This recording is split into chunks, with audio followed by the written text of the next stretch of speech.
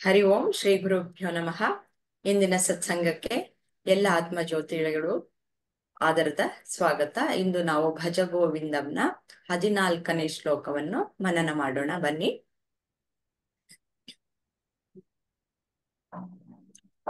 ಪ್ರಿಯಾಂಕಾಜಿ, ಈ ಶ್ಲೋಕವನ್ನು ಹೇಳ್ಬಿಟ್ಟು ಇದರ ಅರ್ಥವನ್ನು ತಿಳಿಸ್ಕೊಡ್ತೀರಾ?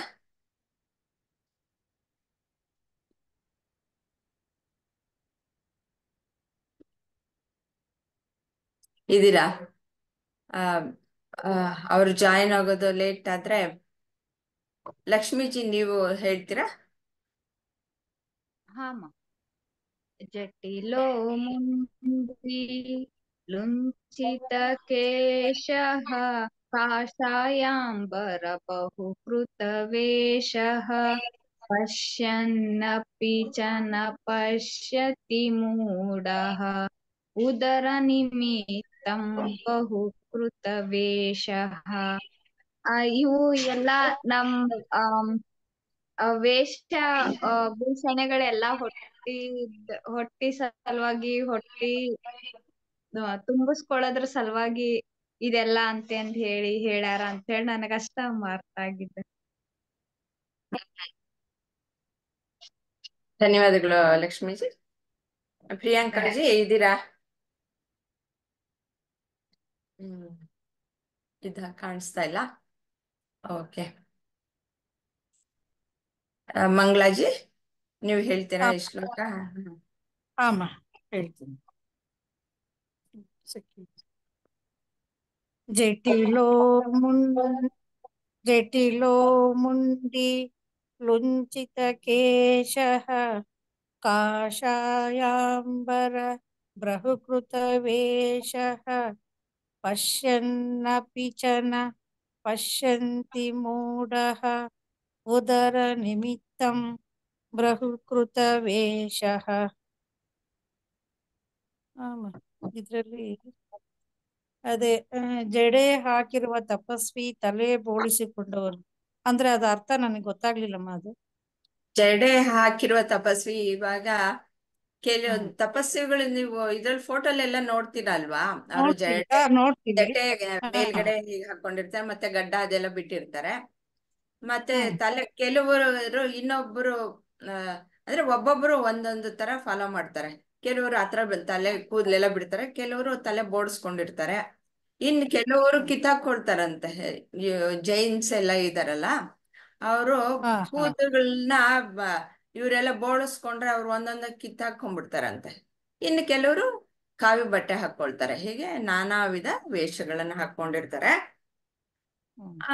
ಆಮೇಲೆ ಮುಂದಿನ ಅದೇ ಇವೆಲ್ಲ ನಾನಾ ವೇಷಗಳನ್ನು ಇವೆಲ್ಲ ಧರಿಸಿರೋರು ಮಾಡ್ತಾ ಇರೋದು ಇದೆಲ್ಲ ಹೊಟ್ಟೆಪಾಡಿಗಾಗಿನೇ. ವಾಸ್ತವವಾಗಿ ಹೇಳ್ಬೇಕು ಅಂದ್ರೆ ಇದೆಲ್ಲ ವೇಷಾಭರಣ ಇವೆಲ್ಲ ಮಾಡ್ಕೊಳ್ತಾ ಇರೋದು ಹೊಟ್ಟೆಪಾಡಿಗೋಸ್ಕರನೇ ಅಲ್ವಮ್ಮ ಅಂತ ತಗೊಳ್ಬಹುದು. ಅಥವಾ ಅವ್ರು ಏನ್ ಮಾಡ್ಬೇಕಾಗಿದೆ ಅದನ್ನು ಮಾಡದೆ ಬೇರೆ ಏನೋ ಮಾಡ್ತಾ ಇದ್ದಾರೆ. ಅದೇ ಅದ್ ಮುಂದಕ್ಕೆ ಅರ್ಥ ಆಗಿಲ್ಲ. ಬಟ್ ಈ ವೈವಿಧ್ಯಮಯ ಈ ವೇಷ ಎಲ್ಲ ಹೊಟ್ಟೆಯ ಸಲುವಾಗಿಯೇ ವಾಸ್ತವವಾಗಿ ಅಂತ ನನಗನ್ನಿಸ್ತಿದೆ. ಓಕೆ ಅಮ್ಮ, ಧನ್ಯವಾದಗಳು ಮಂಗಳಾಜಿ. ನಮಸ್ಕಾರ. ನಳಿನಿಜಿ, ನೀವು ಈ ಶ್ಲೋಕ ಹೇಳ್ಬಿಟ್ಟು ನಿಮ್ಮ ವಿಶ್ಲೇಷಣೆ ತಿಳಿಸ್ಕೊಡ್ತೀರಾ? ನಮಸ್ಕಾರ ಪದ್ಮ. ನಮಸ್ಕಾರ. ಹೇಗಿದ್ದೀರಾ? ಆರಾಮ. ಜಟಿಲೋ ಮುಂಡಿ ಲುಂಚಿತ ಕೇಶಃ ಕಾಷಾಯಾಂಬರ ಬಹುಕೃತ ವೇಷಃ ಪಶ್ಯನ್ನಪಿ ಚ ನ ಪಶ್ಯತಿ ಮೂಢೋ ಉದರ ನಿಮಿತ್ತಂ ಬಹುಕೃತ ವೇಷ. ಉದರ ವೈರಾಗ್ಯವಿದು ನಮ್ಮ ಪದುಮನಾಭನಲ್ಲಿ ಲೇಷ ಭಕುತಿ ಇಲ್ಲ ಅಂತ ನಮ್ಮ ಪುರಂದರದಾಸರು ಇದಕ್ಕೆ ಒಂದು ಹಾಡು ಮಾಡಿದ್ದಾರೆ. ಅದೆಲ್ಲ ಹೊಟ್ಟೆಪಾಡಿಗೆ. ಇದೇನೇನೋ ವರ್ಣಿಸಿದಾರಲ್ವಾ, ಇದೆಲ್ಲ ಏನಕ್ಕೆ? ಹೊಟ್ಟೆಪಾಡಿಗೆ. ಹೊಟ್ಟೆ ಪಾಡಿಗೆ ಯಾಕೆ ಇದು ಬಂತು ಅಂದ್ರೆ ಸುಲಭವಾಗಿ ಊಟ ಸಿಗುವಾಗ ಯಾಕೆ ಕಷ್ಟಪಟ್ಟೆ ಕೆಲಸ ಮಾಡ್ಬೇಕು? ಆರಾಮಾಗಿ ಜನ ಅಂತೂ ಏನು ನಂಬುತ್ತಾರಪ್ಪ, ಏನ್ ಹೇಳಿದ್ರು ನಂಬ್ತಾರೆ, ಏನ್ ಹೇಳಿದ್ರು ಕೊಟ್ಟು ಬಿಡ್ತಾರೆ. ಇಂಥ ಟೈಮಲ್ಲಿ ನಾವ್ ಯಾಕಮ್ಮ ಕಷ್ಟ ಪಟ್ಕೊಂಡ್ ಕೆಲಸ ಮಾಡ್ಕೊಂಡು ದುಡ್ಡು ಸಂಪಾದನೆ ಮಾಡ್ಕೊಂಡು ಯಾಕೆ ಜನಗಳನ್ನ ಮೋಸ ಮಾಡಿ ಸಂಪಾದನೆ ಮಾಡಿದ್ರೆ ಮುಗೀತಲ್ವಾ? ಬಹುಕೃತ ವೇಷ, ರಾಮನ ಅವತಾರ ಹಾಕೊಂಡ್ ಬರ್ತಾರೆ, ಒಳಗಡೆ ಏನು ಇರಲ್ಲ, ರಾಮ ಒಳಗಡೆ ಇರಲ್ಲ. ಮುಂದೆ ಸುಮ್ನೆ ನಿನ್ಗೆ ಶೋ ಮಾಡಿದ್ರೆ ಅಯ್ಯೋ ಹೌದೇನೋ ಅಂದ್ಬಿಟ್ಟು ಕೊಡ್ತೀವಿ. ಇದು ಎಲ್ಲಿಂದ ಬಂದಿದೆ ಇದು ಅಂತಂದ್ರೆ ಆಡಮ್ ಅಂಡ್ ಈವ್ ಕತೆ ಗೊತ್ತಿದೆ ಅಲ್ವಾ? ಕ್ರಿಶ್ಚಿಯನ್ ಎಲ್ಲ ಆಡಮ್ ಅಂಡ್ ಈವ್ ಮೊದ್ಲು ಈ ಹೋಲ್ ಪ್ರಪಂಚ ಆದ್ರೆ 2 ಗಂಡು ಹೆಣ್ಣು ಸೃಷ್ಟಿ ಮಾಡ್ದ ಭಗವಂತ. ಅವನು 2ನೇ ಮಗ ಏನ್ ಇದ್ದ ಅಲ್ವಾ, ಕೇಯಿನ್ ಅಂತ, ಅವ್ನು ಬಲೆ ಸೋಮಾರಿ ಆಗಿದ್ನಂತ. ಅವನು ಗೊತ್ತಾಯ್ತಾ? ಅವ್ನ್ ಸೋಮಾರಿ ಆಗಿದ್ದ. ಅವನೇನ್ ಮಾಡ್ತಾ ಇದ್ದ, ಎಲ್ಲಾ ಜೀವರಾಶಿನ ಕೊಂದು ತಿಂತಾ ಇದ್ನಂತೆ. ಅವಾಗಿನ ಕಾಲದಲ್ಲಿ ಇದೆಲ್ಲ ಇರ್ಲಿಲ್ಲ, ಊಟ ತಿಂಡಿ ಎಲ್ಲ ಬರೀ ಜೀವರಾಶಿನ ಕೊಂದೇ ತಿನ್ಬೇಕಿತ್ತು. ಅವಾಗ ಬರೀ ಎಲ್ಲಾ ವೆಜಿಟೇರಿಯನ್ ಇಲ್ಲ, ಎಲ್ಲ ನಾನ್ ವೆಜ್. ಋಷಿಗಳು ಅವರು ಇವ್ರು ಎಲ್ಲ ಅದೇ ತಿಂತಾ ಇದ್ರು ಅವಾಗಿನ ಕಾಲದಲ್ಲಿ. Adam and Eve. ಸೊ ಎಲ್ಲಾರನ್ನು ಕೊಂದು ತಿಂತಾ ಇದ್ದ. ಅವ್ನಿಗೇನು, ಕಡಿಮೆ ಕೆಲ್ಸ ಮಾಡ್ಬೇಕು, ಹೆಚ್ಚು ತಿನ್ಬೇಕು. ಕೊಲ್ಲೋದು ಒಂದು ಕೆಲ್ಸಾನೇ ಅಲ್ವಾ, ಬಟ್ ಹೆಚ್ಚು ತಿನ್ನೋಕ್ ಸಿಕ್ಕತ್ತಲ್ವಾ? ಹಂಗೆ ಅಲ್ಪ ಶ್ರಮ ಮೋರ್ ಹ್ಯಾಪಿನೆಸ್. ಸ್ವಾರ್ಥ, ಬರೀ ಸ್ವಾರ್ಥ ಸ್ವಾರ್ಥ ಸ್ವಾರ್ಥ, ಅಧರ್ಮ ಎಲ್ಲಾ ಕಡೆ. ಇದನ್ನ ಎಲ್ಲರೂ ನೋಡಿದ್ರು ನಾವು ಅವನ್ ತರಾನೇ ಬಾಳ್ಬೋದಲ್ವಾ ಅನ್ಬಿಟ್ಟು ಎಲ್ಲಾರು ಅದೇ. ಅಂದ್ರೆ ಶಂಕರಾಚಾರ್ಯರ ಕಾಲದಲ್ಲೇ ಇಂತಾದಿತ್ತು ಅಂದ್ರೆ ಇವಾಗಿನ ಕಾಲ ನೋಡಿ ಹೆಂಗಿದೆ. ಈಗ್ಲೂ ಅದೇ ಜನನೇ ಇರೋದು.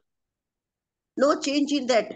ಕಾಲ ಉರುಳಿ ಬಂದಿದೆ, ಆದ್ರೆ ಈ ಬಹುಕೃತ ವೇಷ ಮಾತ್ರ ಇವತ್ತಿಗೂ ಇದೆ. ಅಂದ್ರೆ ಇವಾಗ ಸ್ವಲ್ಪ ಸೂಪರ್ ಸ್ಪೆಷಾಲಿಟಿ ಮಾಡ್ತಾರೆ. ನಿಮ್ಮ ಬ್ಯಾಂಕ್ ಇಂದ ದುಡ್ಡು ತೆಗಿಬೇಕು ಅಂತಂದ್ರೆ ಎಷ್ಟ್ ಚೆನ್ನಾಗಿ ತಕೊಂಡ್ ಬಿಡ್ತಾರಲ್ವಾ?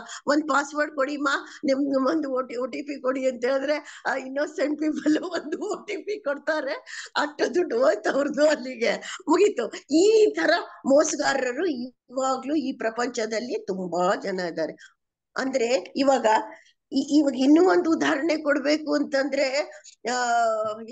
ಯಾವ್ದೋ ಅದು ರಾವಣನ ಕಾಲ, ತ್ರೇತಾಯುಗ ಅಲ್ವಾ, ರಾಮಾಯಣ ಆಗಿದ್ದು. ಅವಾಗ ನೋಡಿ ರಾವಣ ಏನ್ ಮಾಡ್ದ, ಸೀತೆ ನೋಡ್ಕೊಂಡ್ ಬರ್ಬೇಕಾದ್ರೆ ಅವನು ಸನ್ಯಾಸಿ ವೇಷ ಹಾಕೊಂಡೇ ಬಂದು ಸೀತನ್ನೇ ಎತ್ಕೊಂಡು ಹೋದ ಅವನು ಅಲ್ವಾ? ಎಷ್ಟೊಂದಿದೆ ಈ ತರ. ಕರೆಕ್ಟಾ? ಈಸಿ ಅಲ್ವಾ ಮೋಸ ಮಾಡೋದು? ಸೊ ಸನ್ಯಾಸ ಅನ್ನೋದಕ್ಕೇನೆ ಒಂದು ಕೆಟ್ಟ ಫಿಗರ್ ತಗೊಂಬಂದ್ ಇಟ್ಬಿಟ್ರು. ಈ ವೇಷಗಳನ್ನೆಲ್ಲ ಹಾಕಿ ಸನ್ಯಾಸ ಅಂದ್ರೇನು, ಎಲ್ಲಿರ್ಬೇಕು ನಮ್ಮ ಮನಸ್ಸು ಡಿಪಾಸಿಟ್, ಅದು ಬಿಟ್ಟು ಬೇರೆ ಎಲ್ಲ ಕಡೆ ಇದೆ ಅಂತ ತೋರಿಸ್ತಾ ಇದ್ದಾರೆ. ಎಲ್ಲಿರ್ಬೇಕು ನಮ್ ಡಿಪಾಸಿಟ್? ಕೃಷ್ಣನಲ್ಲಿ ನಮ್ಮ ಮನಸ್ಸು ಇರೋದೇ ಸನ್ಯಾಸ. ಗೊತ್ತಾಯ್ತಾ? Deposit in proper place, it is not there. But actually ನಿಜವಾದ ಸನ್ಯಾಸ ಅಂದ್ರೆ ನಮ್ಮ ಮನಸ್ಸು ಅಲ್ಲಿರ್ಬೇಕು, ಬ್ರಹ್ಮನ ತಿಳ್ಕೊಳ್ಳೋದ್ರಲ್ಲಿರೋದು ಬಿಟ್ಟು ಈ ಪ್ರಾಪಂಚಿಕ ವಿಷಯದ ಕಡೆ ಇದೆ ಅಂತ ಇಲ್ಲಿ ಶಂಕರಾಚಾರ್ಯರ ಶಿಷ್ಯರು ಪಾದ ಪದ್ಮ ಅನ್ನೋರು ಅವರು ಅದ ಪ್ರಪಂಚನ ನೋಡಿ ಈ ಶ್ಲೋಕನ ಸೃಷ್ಟಿ ಮಾಡಿ ಇಟ್ರು ಅಂತ ನನ್ನ ತಿಳುವಳಿಕೆ. ಇಷ್ಟೇ ನಾನು ಹೇಳಕ್ ಇಷ್ಟಪಡ್ತೀನಿ ಅಷ್ಟೆ. ಧನ್ಯವಾದಗಳು ನಳಿನಿಜಿ. ಪ್ರಿಯಾಂಕಾಜಿ ಇದೀರಾ ಅಲ್ವಾ ಇವಾಗ? ಹಾ ಅಮ್ಮ. ಈ ಶ್ಲೋಕ ಹೇಳ್ಬಿಟ್ಟು ನಿಮ್ಮ ವಿಶ್ಲೇಷಣೆ ಏನು ಹೇಳ್ತೀರಾ?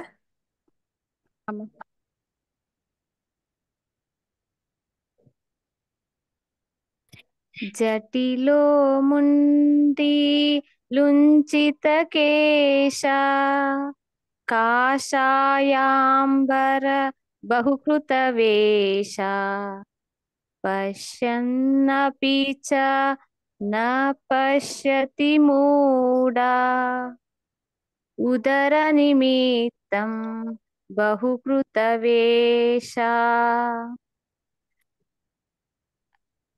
ಬೇರೆ ಬೇರೆ ರೀತಿಯ ವೇಷಗಳ ಬಗ್ಗೆ ಇಲ್ಲಿ ಹೇಳ್ತಾ ಇದ್ದಾರೆ. ಜಡೆ ಹಾಕಿರೋದು, ತಲೆ ಬೋಳ್ಸಿರೋದು, ಕಾವಿ ಹಾಕಿರೋರು, ಈ ತರ ಇದು ವೇಷ ಇದೆ. ಆದ್ರೆ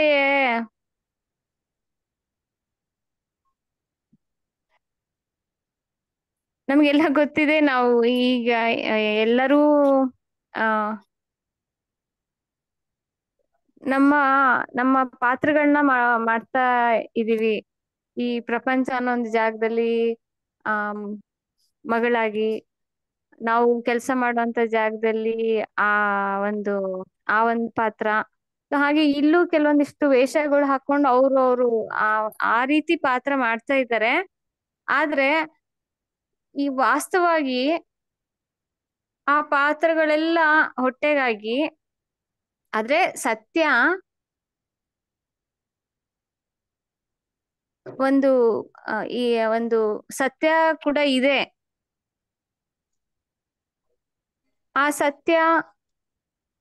ಆ ಸತ್ಯದ ಅರಿವು ಅದು ನನಗಾಯ್ತು ಅಂತಂದ್ರೆ, ಈಗ ಇದ್ರಲ್ಲಿ ನಿಜವಾದ ಸತ್ಯ ಯಾವುದು, ಇದ್ರಲ್ಲಿ ವೇಷ ಯಾವುದು, ಪಾತ್ರ, ಇವುಗಳ ಸತ್ಯದಿಂದ ಇವುಗಳ ಬಗ್ಗೆ ಅರಿವು ಸಿಗುತ್ತೆ. ಅಂದ್ರೆ ಆ ಸತ್ಯ ನಿಜವಾಗಿರ್ಲಿಲ್ಲ, ನಿಜ ಏನು, ಶಾಶ್ವತವಾಗಿರುವಂತದ್ದು ಏನು ಅನ್ನೋದು ಒಂದ್ ಕಡೆ ತಗೊಂಡು, ಇನ್ನೊಂದು ಇದು ಉಳಿದ ಎಲ್ಲ ಪಾತ್ರಗಳು, ವೇಷಗಳು, ಇದು ಎಲ್ಲ ಹೊಟ್ಟೆಗಾಗಿ ಅಂತ ಹೇಳ್ತಿದ್ದಾರೆ ಅಂತ ಅನಿಸ್ತಮ್ಮ. ಧನ್ಯವಾದಗಳು. ಧನ್ಯವಾದಗಳು ಪ್ರಿಯಾಂಕಾಜಿ. ಸವಿತಾಜಿ, ತಾವು ನಿಮ್ಮ ವಿಶ್ಲೇಷಣೆಯನ್ನ ತಿಳಿಸ್ಕೊಡ್ತಾರಾ? ಹರಿ ಓಂ ಎಲ್ಲರಿಗೂ. ಜಟಿಲೋ ಮುಂಡಿ ಲುಂಚಿತ ಕೇಶಃ ಕಾಷಾಯಾಂಬರ ಬಹುಕೃತ ವೇಷಃ ಪಶ್ಯನ್ನಪಿ ಜನ ಪಶ್ಯತಿ ಮೂಢಃ ಉದರ ನಿಮಿತ್ತಂ ಬಹುಕೃತ ವೇಷಃ. ಅಂದ್ರೆ ಇವಾಗ ನಾವು ಎಷ್ಟೊಂದ್ ಇಲ್ಲಿ ಕೊಟ್ಟಿರೋದ್ ನೋಡಿದ್ರೆ, ಇವಾಗ ಎಲ್ಲಾರು ಹೇಳಿದ್ರು, ಇವಾಗ ಜಡೆ ಹಾಕೊಂಡಿರೋರು ಎಷ್ಟೆಷ್ಟು ಬೇರೆ ಬೇರೆ ತರ ನಾವ್ ಎಲ್ಲಾ ಜನಗಳನ್ನೂ ನಾವು ಪ್ರಪಂಚದಲ್ಲಿ ನೋಡ್ಬೋದು. ಒಬ್ಬೊಬ್ರು ಒಂದೊಂದ್ ವೇಷಧಾರಿಗಳೇ ಎಲ್ಲಾರುನು. ನಾವ್ ಈ ಪ್ರಪಂಚದಲ್ಲಿ ನಾವು ಒಂದ್ ಪಾತ್ರಧಾರಿಗಳು. ಸೂತ್ರಧಾರಿ ಅವನು, ನಾವೆಲ್ಲರೂ ಪಾತ್ರಧಾರಿಗಳು ಅಂತ ಅನ್ಕೊಂಡು ನೋಡ್ದಾಗ, ಒಬ್ಬ ಮನುಷ್ಯ ಎಷ್ಟೆಲ್ಲಾ ಪಾತ್ರಗಳನ್ನ ನಿರ್ವಹಿಸ್ಬೇಕಾಗತ್ತೆ. ಒಂದು ತಂದೆ ತಾಯಿಯಾಗಿ, ಮಗಳಾಗಿ, ಮಗ ಆಗಿ, ಅಣ್ಣ, ಎಲ್ಲೆಲ್ಲಿ ಒಂದೊಂದ್ ಪಾತ್ರನೂ ಬೇರೆ ಬೇರೆ ಆಗ್ತಾ ಇರುತ್ತೆ. ಪ್ರತಿಯೊಂದ್ ಕಡೆನೂ ಬೇರೆ ಬೇರೆ ಪಾತ್ರಗಳನ್ನ ನಿರ್ವಹಿಸ್ತಾ ಬರ್ಬೇಕಾಗತ್ತೆ. ಅವ್ರವ್ರ ಇರೋ ಜಾಗದಲ್ಲಿ ಆ ಕ್ಷಣದಲ್ಲಿ ಯಾವ್ಯಾವ ಪಾತ್ರ ಬೇಕೋ ಆ ಪಾತ್ರಗಳನ್ನೆಲ್ಲ ಮಾಡ್ಬೇಕಾಗತ್ತೆ. ಆದ್ರೆ ಒಂದ್ ಸಾಕ್ಷಿ ಸ್ವರೂಪ ಅಂತ ಇದ್ದಾಗ ಆ ಪಾತ್ರಗಳನ್ನೆಲ್ಲ ಬರೀ ಪಾತ್ರ ಅಂತ ಮಾತ್ರ ನೋಡ್ಬೇಕು. ಅದ್ರ ಒಳಗಡೆ ನಾವು ಹೆಂಗಿರ್ಬೇಕು ಅಂತ ಅನ್ನೋದನ್ನ ನಾವು ನಿರ್ಧಾರ ಮಾಡ್ಬೇಕು. ಸಾಕ್ಷಿಯಾಗಿ ಇದ್ಕೊಂಡು ಎಲ್ಲಾ ಪಾತ್ರಗಳನ್ನೂ ನಿರ್ವಹಿಸ್ತಾ ಇರ್ಬೇಕು. ಈಗ ಒಂದು ತೆರೆ ಮೇಲೆ ಒಂದ್ ಸ್ಕ್ರೀನ್ ಅಲ್ಲಿ ಯಾವಾಗ್ಲೂ ಹೇಳ್ತಾರಲ್ಲ, ಒಂದ್ ಮೂವಿ, ಒಂದ್ ಸಿನಿಮಾ ನೋಡ್ಬೇಕು ಅಂದಾಗ ಒಂದು ಬೆಳಕು ಬೇಕಾಗತ್ತೆ. ಆ ಬೆಳಕಿದ್ದಾಗ ಆ ಪಾತ್ರಗಳು ತೆರೆ ಮೇಲೆ ಬಂದಾಗ ನಾವೇ ಆ ಪಾತ್ರದಲ್ಲಿ ಹೋಗ್ಬಿಟ್ಟಿರ್ತೀವಿ. ಅದ್ ಬರೀ ಪಾತ್ರ ಅಷ್ಟೇ ನಮಗ್ ಗೊತ್ತಿರುತ್ತೆ, ಆದ್ರೂ ನಾವ್ ಆ ಪಾತ್ರದಲ್ಲಿ ಹೋಗ್ಬಿಟ್ಟಿರ್ತೀವಿ. ಆ ಪಾತ್ರ ನೋಡ್ದಾಗ ಓ ಇದ್ಯಾರೋ ರಾಜ್ಕುಮಾರ್ ಬಂದ್ರು, ಭಾರತಿ ಬಂದ್ರು, ಅದೆಲ್ಲ ಪಾತ್ರಗಳು. ಅದೇ ತರ ನಮ್ ಜೀವನದಲ್ಲೂ ನಾವ್ ಎಷ್ಟೋ ಪಾತ್ರಗಳನ್ನ ನಿರ್ವಹಿಸ್ಬೇಕಾಗತ್ತೆ. ಅದನ್ನ ಅರಿತ್ಕೊಂಡು ಆ ಅರಿವು ಅನ್ನೋ ಬೆಳಕಿದ್ದಾಗ ಆ ಪಾತ್ರಗಳಿಗೆ ತಕ್ಕನಾದ ಒಂದು ನಾವು ಇದನ್ ಕೊಡ್ಬೋದು ಅಂತ ನನ್ನ ಅನಿಸಿಕೆ ಅಮ್ಮ. ಅದಕ್ಕೆ ಆ ಪಾತ್ರಗಳದನ್ನ ನೀವು ನೋಡ್ಕೊಳ್ಳಿ ಅಂತ ಹೇಳಿದ್ದಾರೆ ಇಲ್ಲಿ ಶಂಕರ ಭಗವತ್ಪಾದರು. ಧನ್ಯವಾದಗಳು ಸವಿತಾಜಿ. ಧನ್ಯವಾದ. ಜಟಿಲೋ ಮುಂಡಿ ಲುಂಚಿತ ಕೇಶಃ ಕಾಷಾಯಾಂಬರ ಬಹುಕೃತ ವೇಷಃ ಪಶ್ಯನ್ನಪಿ ಚ ನ ಪಶ್ಯತಿ ಮೂಢಃ ಉದರನಿಮಿತ್ತಂ ಬಹುಕೃತವೇಷಃ. ನಾವು ಇವಾಗ ಸ್ಕೂಲ್ಗೆ ಹೋಗ್ಬೇಕಾದ್ರೆ ನಾವು ಯಾತಕ್ಕೆ ಹೋಗ್ತೀವಿ? ನಾವು ಪಾಠ ಕಲಿಯಕ್ಕೆ ಹೋಗ್ತೀವಿ. ಅದಕ್ಕೆ ಒಂದು ಶಿಸ್ತು ಅನ್ನೋದಿರುತ್ತೆ, ಒಂದು ಯೂನಿಫಾರ್ಮ್ ಅಂತ ಇರುತ್ತೆ. ಅಲ್ಲಿ ಒಬ್ರು ಟೀಚರ್ ಇರ್ತಾರೆ. ನಾವು ಆ ಶಾಲೆಗೆ ಹೋಗಿ ಅಲ್ಲಿ ನಾವು ಏನು ಕಲಿಬೇಕು ಅಂತಿದ್ದೀವೋ ಅದನ್ನ ಕಲಿಬೇಕು. ಹಾಗೆ ಬೇರೆ ಇವಾಗ ಎಷ್ಟೊಂದು ಸೆಕ್ಯೂರಿಟಿ ತಗೊಳ್ಳೋಣ, ಅವ್ರಿಗೊಂದು ಯೂನಿಫಾರ್ಮ್, ಆದ್ರೆ ಅವ್ರಿಗೊಂದು ಕೆಲಸ ಅನ್ನೋದು ಇರುತ್ತೆ. ಆ ಒಂದು ಗುರಿ ಅನ್ನೋದು ಯಾವುದಕ್ಕೋಸ್ಕರ ಈ ವೇಷವನ್ನು ಹಾಕಿದ್ದಾರೆ ಅನ್ನೋದು ನಾವು ತಿಳ್ಕೊಳ್ಬೇಕು. ಹಾಗೆ ಈ ಒಂದು ಆಧ್ಯಾತ್ಮಿಕ ಪ್ರಯಾಣದಲ್ಲಿ ಈ ಆತ್ಮನನ್ನ ಅರಿತುಕೊಳ್ಳುವ ಒಂದು ಪ್ರಯಾಣದಲ್ಲಿ ಒಬ್ಬೊಬ್ಬರು ಒಂದೊಂದು ಇದನ್ನ ಫಾಲೋ ಮಾಡ್ತಾರೆ, ಅಬ್ಸರ್ವ್ ಮಾಡ್ತಾರೆ. ಅಂದ್ರೆ ಕೆಲವರು ಕಾಶಾಂಬರ ಅಂತಂದ್ರೆ ಕಾವಿ ಬಟ್ಟೆಗಳನ್ನ ಧರಿಸ್ಬಿಟ್ಟು ಅವರು ಒಂದ್ ಕಡೆ ಕೂತ್ಕೊಂಡು ಧ್ಯಾನ ಮಾಡಿ ಗುರುಗಳ ಒಂದು ಇದರಿಂದ ಅವರು ಗುರುಗಳನ್ನ ಅವರು ಏನ್ ಆದೇಶ ಕೊಟ್ಟಿರ್ತಾರೋ ಆ ರೀತಿ ಅವರು ಕಲಿತಾ ಹೋಗ್ತಾರೆ. ಕೆಲವ್ರು ಏನ್ ಮಾಡ್ತಾರೆ, ಜಟೆ ಬಿಟ್ಕೊಂಡಿರ್ತಾರೆ, ಮತ್ತೆ ಗಡ್ಡ ಎಲ್ಲ ಬಿಟ್ಕೊಂಡು ಅವರು ಅಷ್ಟೇ ಗುರುಗಳ ಮುಖಾಂತರ ಅವರು ಗುರುಗಳು ಹೇಳ್ಕೊಟ್ಟಿದ್ದನ್ನ ಕಲ್ತ್ಕೊಂಡು ಆಮೇಲೆ ಏನು ನಿಜವಾಗ್ಲು ಆತ್ಮ ಏನು, ಸತ್ಯ ಅನ್ನೋದು ಏನು ಅನ್ನೋದು ತಿಳ್ಕೊಳ್ತಾರೆ. ಮತ್ತೆ ತಲೆ ಬೋಡಿಸ್ಕೊಂಡು ಕೆಲವ್ರಿಗೆ ಆ ಒಂದು ಅದೆಲ್ಲ ಹಾಕೊಳ್ಳೋದು, ಇನ್ನ ಯೂನಿಫಾರ್ಮ್ ಹಾಕೊಂಡ ಹಾಗೆ, ಹೀಗೆ ನಾನಾ ವೇಷಗಳನ್ನ ಧರಿಸ್ಕೊಂಡ ಹಾಗೇನೆ. ಮತ್ತೆ ಇವರು ಜೈನ್ಸ್ ಇದಾರಲ್ಲ, ಅವರು ಒಂದೊಂದು ಕೂದಲು ಕಿತ್ಕೊಂಡ್ಬಿಡ್ತಾರಂತೆ. ಅಷ್ಟು ಇದು ಅವರು ಅವಾಗ ಏನು ಅವ್ರಿಗೆ ಅನ್ಸಲ್ಲ, ನಾನು ಸಾಧನೆ ಮಾಡ್ಬೇಕು, ಈ ಸಾಧನೆಯ ಮೂಲಕ ನಾನು ಭಗವಂತನನ್ನ ಅರ್ಥಕೊಳ್ಬೇಕು, ಆಮೇಲೆ ಜ್ಞಾನವನ್ನ ಪಡಿಬೇಕು ನಾನು ಗುರುಗಳ ಮುಖೇನ ಅನ್ನೋದು ಅವರಿಗೆ ಪ್ರಬಲವಾಗಿ ಇರುತ್ತೆ. ಅವ್ರು ಯಾವುದಕ್ಕೋಸ್ಕರ ಇದೆಲ್ಲ ಮಾಡ್ತಾರೆ ಅಂತಂದ್ರೆ ಆ ಪರಮಾತ್ಮನನ್ನ ತಿಳ್ಕೊಳ್ಳೋದಕ್ಕೋಸ್ಕರ ಈ ವೇಷಗಳನ್ನು ಹಾಕ್ತಾರೆ. ಆದ್ರೆ ಮೂಢರು ಏನ್ ಮಾಡ್ತಾರೆ, ಇದನ್ನ ಪ್ರಪಂಚದಾದ್ಯಂತ ಈ ಒಂದು ಇದೆ ಆಮೇಲೆ ಹಾಕೊಳ್ಳೋದು, ರುದ್ರಾಕ್ಷಿ ಮಣಿ ಹಾಕೊಳ್ಳೋದು, ಇಂಥದ್ದೆಲ್ಲ ಬರೀ ನಮ್ಮ ಹಿಂದೂಗಳು ಮಾತ್ರ ಅಲ್ಲ, ಬೇರೆ ಅವರು ಬೇರೆ ಬೇರೆ ವೇಷಗಳನ್ನ ಧರಿಸ್ಕೊಳ್ಳೋದು, ನಾವು ಆಧ್ಯಾತ್ಮ ಸಾಧನೆಯನ್ನು ಮಾಡ್ತಾ ಇದ್ದೀವಿ ಅನ್ನೋದನ್ನ ತೋರ್ಸ್ಕೊಳ್ಳೋದಕ್ಕೋಸ್ಕರ. ಅಂದ್ರೆ ಅದರಿಂದ ಬೇಕಾದಷ್ಟು ಅವ್ರಿಗೆ ಫಲಗಳು ಇರುತ್ತೆ, ಅದಕ್ಕೋಸ್ಕರ ಅದು ಧರಿಸ್ತಾರೆ ಮೊದ್ಲಿಂದ. ಯಾಕೆಂದ್ರೆ ಇವತ್ತು ಬಂದಿರುವಂತಹದ್ದಲ್ಲ, ಇದು ಪುರಾತನ ಕಾಲದಿಂದ ಇಂತಹದ್ದೆಲ್ಲ ಇದೆ. ಸರಿ, ಇದನ್ನು ಹೀಗೆ ಮಾಡ್ಬೇಕಾದ್ರೆ ಅವ್ರಿಗೆ ಒಂದು ಗುರಿ ಇರುತ್ತೆ, ಪರಮಾತ್ಮನ ಅರಿಯಬೇಕು ಅಂತ. ಅದಕ್ಕೋಸ್ಕರನೇ ತಮ್ಮ ಜೀವನವನ್ನ ಮುಡುಪಾಗಿ ಇಟ್ಟಿರ್ತಾರೆ, ಅದೇ ಗುರಿ ಅವ್ರದ್ದು. ಆದ್ರೆ ಏನ್ ಮಾಡ್ತಾರೆ, ಅದ್ ಪೂರ್ತಿ ಅಲ್ಲಿಗೆ ಹೋಗಲ್ಲ. ಮೂರ್ಖರು ಏನ್ ಮಾಡ್ತಾರೆ, ಇಲ್ಲ ಬರೀ ಹೊಟ್ಟೆ ಪಾಡಿಗೋಸ್ಕರ ಇಂತಹ ನಾನಾ ವೇಷಗಳನ್ನ ದುರುಪಯೋಗ ಪಡಿಸ್ಕೊಳ್ತಾರೆ. ಹಾಗೆ ಮಾಡಿದ್ರೆ ಏನ್ ಪ್ರಯೋಜನ, ಹಾಗೆ ಮಾಡೋದು ಸರಿ ಇಲ್ಲ ಅಂತಂದ್ಬಿಟ್ಟು ಈ ಭಜಗೋವಿಂದಂ 14ನೇ ಶ್ಲೋಕದಲ್ಲಿ ತಿಳಿಸ್ಕೊಡ್ತಾ ಇದ್ದಾರೆ ಅಂತ ನನ್ನ ಅನಿಸಿಕೆ. ನಾವು ಸವಿವರವಾಗಿ ಸರ್ಮುಖೇನ ತಿಳ್ಕೊಳ್ಳೋಣ. ಸರ್ ಇದರ ವಿಶ್ಲೇಷಣೆಯನ್ನು ಸಂಪೂರ್ಣವಾಗಿ ತಿಳಿಸ್ಕೊಡ್ತೀರ? ಧನ್ಯವಾದ ಅಮ್ಮ. ಈಗ ನಮ್ಗೆ ಒಂದು ಸುಲಭವಾಗಿರೋ ಪ್ರಶ್ನೆ. ಈಗ ನಾವು ಸಣ್ಣವರಿದ್ದಾಗಲೆಲ್ಲ ಆಟ ಆಡಿದ್ದೀವಿ. ಏನು, ಈ ಡಾಕ್ಟರ್ ಆಟ, ಟೀಚರ್ ಆಟ, ಅಮ್ಮ ಆಟ, ಆ ಥರ ಬೇರೆ ಬೇರೆ ಆಟ.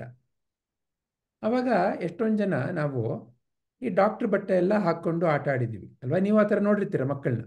ಈಗ ಮಕ್ಕಳನ್ನ ಫೋಟೋ ತೆಗಿಬೇಕಾದ್ರೆ ಎಷ್ಟೊಂದು ಥರ ಬೇರೆ ಬೇರೆ ಥರ ವೈವಿಧ್ಯಮಯ ವೇಷಭೂಷಣ ಹಾಕಿ ಅವರಿಗೆ ಫೋಟೋ ತೆಗಿತಾರೆ ಅಲ್ವಾ?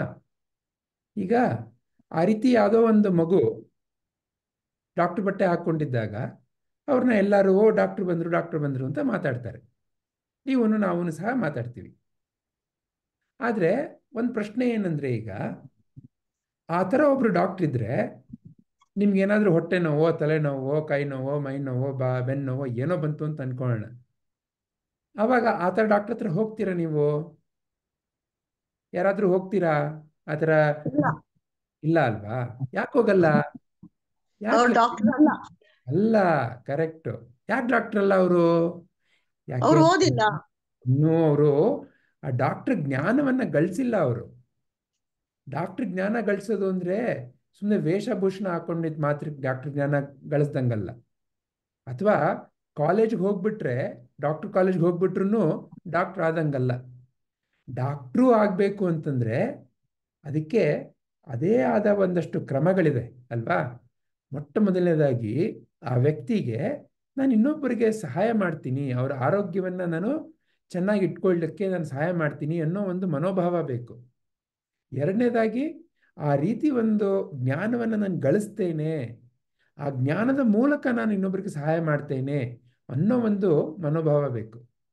ಇನ್ನು ಆ ಒಂದು ಜ್ಞಾನವನ್ನು ಗಳಿಸೋ ಸಮಯದಲ್ಲಿ ಅದಕ್ಕೆ ಬೇಕಾಗಿರೋ ಶ್ರಮ, ಆ ಒಂದು ಗುರಿ, ಅದಕ್ಕೆ ಬೇಕಾಗಿರೋ ತ್ಯಾಗ. ಯಾಕಂದರೆ ಡಾಕ್ಟರ್ ಆಗಬೇಕು ಅಂದ್ರೆ ಸುಮ್ಮನೆನಾ? ಮಿಕ್ಕಿದೆಲ್ಲ ಆಸೆಗಳನ್ನ ಬಿಡಬೇಕಾಗತ್ತೆ, ಅದಕ್ಕೋಸ್ಕರ ಅಂತ ಪರಿಶ್ರಮ ಪಡಬೇಕಾಗತ್ತೆ. ಇಷ್ಟೆಲ್ಲ ಆದಾಗ ಅವರು ಡಾಕ್ಟರ್ ಆಗೋ ಸಾಧ್ಯತೆ ಇರುತ್ತೆ ಅಲ್ವಾ? ಹೀಗೆ ಯಾವುದೇ ಒಂದು ನಾವು ಜೀವನದಲ್ಲಿ ಒಂದು ಹಂತ ತಲುಪಬೇಕು, ಯಾವುದೋ ಒಂದು ರೀತಿಯಲ್ಲಿ ನಾವು ಇನ್ನೊಬ್ಬರಿಗೆ ಸಹಾಯ ಮಾಡಬೇಕು ಅಂತಂದರೆ ಅದಕ್ಕೆ ಬೇಕಾಗಿರೋ ಪರಿಪೂರ್ಣತೆಯನ್ನು ನಾವು ಗಳಿಸ್ಬೇಕಾಗತ್ತೆ. ಕೇವಲ ಒಂದು ಆಟಕ್ಕೋಸ್ಕರ ಡಾಕ್ಟರ್ ಬಟ್ಟೆ ಹಾಕೊಂಡ್ಬಿಟ್ರೆ ಯಾರೋ ಡಾಕ್ಟರ್ ಆಗಲ್ಲ. ಆಟಕ್ಕೋಸ್ಕರ ಪೊಲೀಸ್ ವೇಷ ಹಾಕೊಂಡ್ಬಿಟ್ರೆ ಪೊಲೀಸ್ ಆಗಲ್ಲ.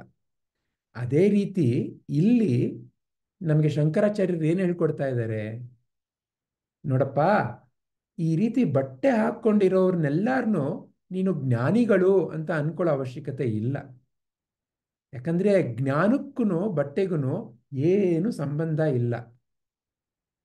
ಹಾಗಂದ್ ಮಾತ್ರಕ್ಕೆ ಆ ಥರ ಬಟ್ಟೆ ಹಾಕ್ಕೊಂಡಿರೋರು ಎಲ್ಲರೂ ಡೋಂಗಿಗಳು ಅಂತ ಅರ್ಥನೂ ಅಲ್ಲ. ಯಾಕಂದ್ರೆ ಈ ಬಟ್ಟೆಗೆ, ಈ ರೀತಿ ಒಂದು ವೇಷಕ್ಕೆ, ಭೂಷಣಕ್ಕೆ ಅದರದ್ದೇ ಆದ ಗೌರವ ಇದೆ. ಯಾರಿಂದ? ಅದಕ್ಕೆ ಗೌರವಕ್ಕೆ ಅರ್ಹರಾಗಿರೋರ್ಗಿಂದ. ನೋಡಿ, ಈಗ ಮಹಾನ್ ಗುರುಗಳು ಅವ್ರು ಸಾಧಾರಣ ಬಟ್ಟೆ ಹಾಕೊಂಡ್ರು ಆ ಬಟ್ಟೆಗೆ ಗೌರವ ಸಿಕ್ಬಿಡುತ್ತೆ ಅಲ್ವಾ?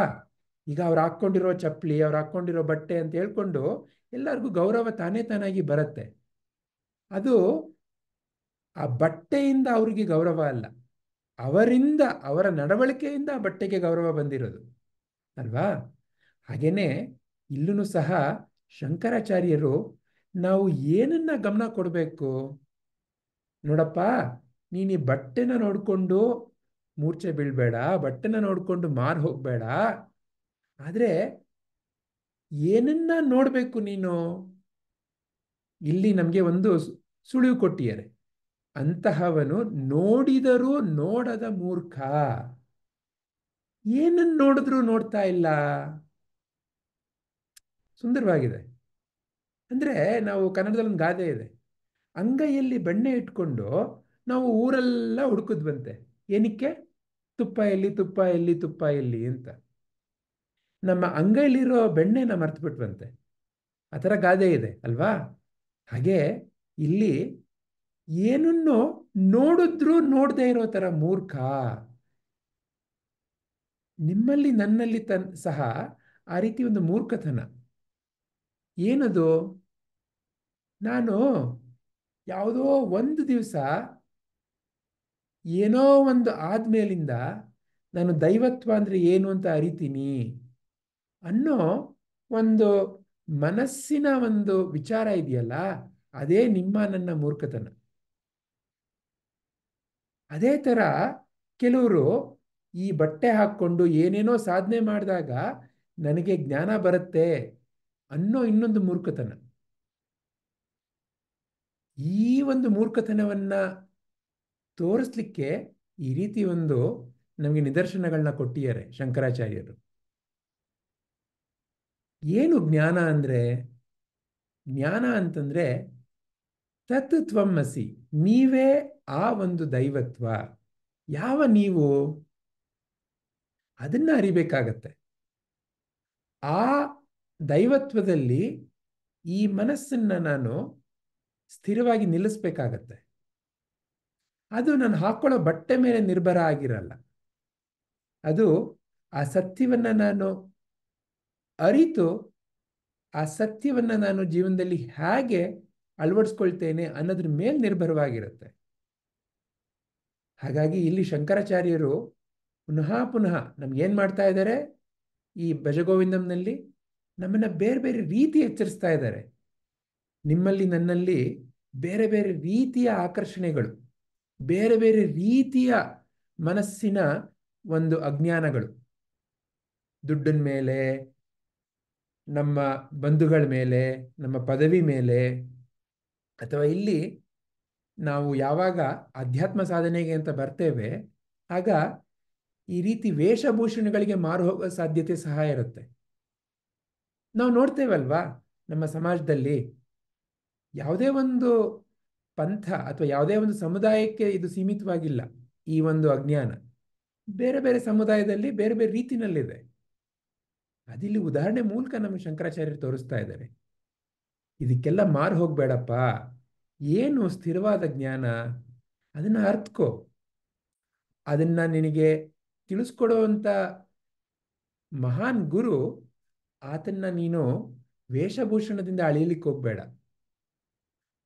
ಹಾಗಾದ್ರೆ ಹ್ಯಾಕೆ ತಿಳ್ಕೊಳ್ಳೋದು? ಮುಂದೆ ಮುಂದೆ ಹೇಳ್ತಾ ಹೋಗ್ತಾರೆ. ಆದರೆ ನಿಮಗೆ ನನಗೆ ಒಂದು ಸಹಜವಾಗಿರೋ ಒಂದು ಸುಳಿವು ಸಿಕ್ಕಬೇಕು. ಡಾಕ್ಟ್ರು ಅಂದ್ರೆ ಯಾರು? ಅವ್ರ ಹತ್ರ ಹೋದಾಗ ನಿಮಗೆ ಉಪಶಮನ ಆಗಬೇಕು. ನಿಮ್ಮ ನೋವು ಅವರ ಮಾತಿನಲ್ಲಿ, ಅವ್ರ ನಡವಳಿಕೆಯಲ್ಲಿ, ಅವ್ರು ಕೊಡೋ ಒಂದು ಮದ್ದಿನಲ್ಲಿ ನಿಮ್ಮ ಏನೋ ನೋವು ಉಪಶಮನ ಆಗಬೇಕು. ಆ ರೀತಿ ನೀವು ಒಂದಷ್ಟು ಜನಗಳಿಂದ ನಿಮಗೆ ರಿಪೋರ್ಟ್ ಬರಬೇಕು. ಅವ್ರ ಹತ್ರ ಹೋದೆ ನಂಗೆ ಸಹಾಯ ಆಯಿತು ಅಂತೆಲ್ಲ ಅಲ್ವಾ? ಹೀಗೆ ನಿಮಗೆ ಗೊತ್ತಾಗತ್ತೆ. ಹೀಗೆ ನೀವು ನಾನು ಸರಿಯಾಗಿರೋದು, ಸ್ಥಿರವಾಗಿರೋದು, ಭದ್ರವಾಗಿರೋ ಜ್ಞಾನವನ್ನ ಅರಿಲಿ ಅಂತ ನಮ್ಗೆ ಈ ರೀತಿ ಬೆರಳು ಮಾಡಿ ತೋರಿಸ್ತಾ ಇದ್ದಾರೆ. ಹರಿ ಓಂ. ಧನ್ಯವಾದಗಳು ಸರ್. ಧನ್ಯವಾದ. ಯಾರೆಲ್ಲಾದ್ರೂ ಏನಾದ್ರೂ ಪ್ರಶ್ನೆ ಅಥವಾ ಬೇರೆ ಏನಾದ್ರೂ ಹೇಳಬೇಕು ಅಂತ ಅನಿಸ್ತಾ ಇದೆಯಾ?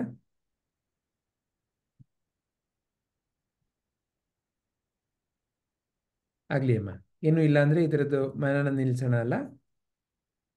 ಹರಿ ಓಂ. ಶ್ರೀ ಕೃಷ್ಣ.